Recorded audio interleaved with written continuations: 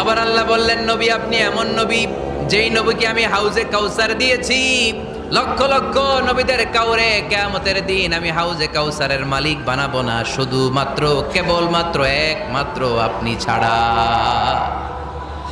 ইন্না আ'তাইনাকাল কাউসার ফাসাল্লি লিরাব্বিকা ওয়ানহার ইন্না শানিআকা হুয়াল আবতার। সুবহানাল্লাহ পড়ে।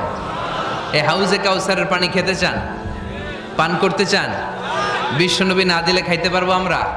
হাউজে কাউসার পান করতে চান কারা? হাত তুলে দেখান।